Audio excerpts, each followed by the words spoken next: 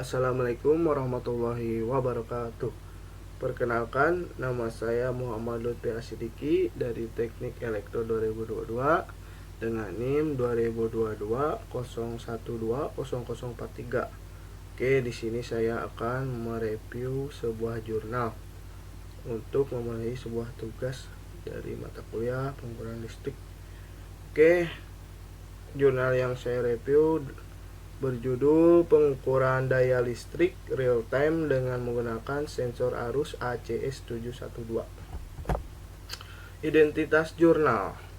Judul jurnal Pengukuran Daya Listrik Real Time dengan menggunakan sensor arus ACS712.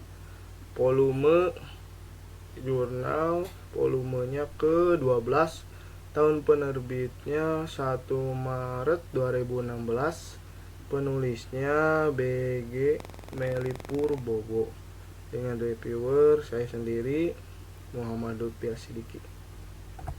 Oke, pertama abstrak. Energi listrik merupakan penggerak bagi semua komponen listrik yang dipakai pada semua kegiatan di instansi maupun industri. Harga energi listrik telah banyak mengalami kenaikan, sehingga diperlukan program penghemat energi listrik. Ada dua kategori dalam penggunaan energi listrik, yaitu kebutuhan peralatan dan penerangan. Dengan melakukan pengukuran daya listrik bertujuan dapat mengetahui besarnya daya listrik yang sebenarnya. Melakukan kajian terhadap sistem kelistrikan dan penggunaannya secara menyeluruh untuk tujuan memperoleh penghematan listrik. Dalam makalah ini, pengukuran arus listrik dapat menggunakan sensor arus ACS712. Sedangkan kemampuan pengukuran arus pada spesifikasi atau tipe jenis sensor. Dengan melakukan identifikasikan sumber dari energi pada suatu area, besarnya pasokan energi lokasi dan penggunaan dari energi tersebut, kemudian melakukan pengukuran dari line trafo hingga ke beban. Berdasarkan langkah di atas, lalu menganalisis secara detail tentang penggunaan energi penghematan yang bisa dilaksanakan. Guna memungkinkan adanya penghematan, merekomendasikan tindakan yang harus dilakukan untuk penghematan. Oke, selanjutnya pendahuluan. Sumber energi listrik pada saat ini masih merupakan sumber penggerak bagi semua perangkat listrik yang dipakai pada semua kegiatan. Di samping itu, energi listrik telah banyak mengalami kenaikan. Hal ini dapat berakibat terhadap kenaikan biaya proses produksi. Contoh dari hasil kajian dalam penelitian jurnal tersebut bahwa pemakaian energi listrik bagi seluruh komponen listrik, yaitu kebutuhan peralatan mencapai 60% dan kebutuhan penerangan mencapai 40%. Kegiatan kajian kelistrikan dilakukan bertujuan untuk memperoleh penghematan listrik sehingga dapat menurunkan biaya pembayaran listrik. Orientasi kajian dari audit energi listrik ini meliputi sistem jaringan listrik, pengukuran daya listrik pada line instalasi, inventarisasi beban, dan evaluasi pengaturan keseimbangan beban.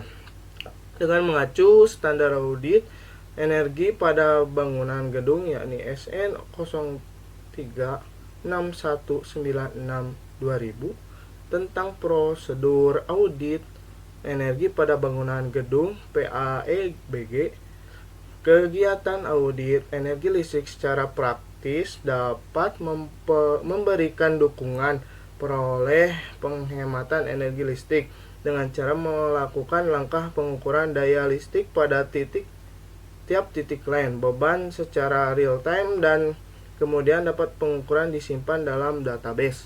Implementasi sistem merupakan hasil program aplikasi yang dibuat sesuai dengan perancangan yang dibahas pada bab sebelumnya.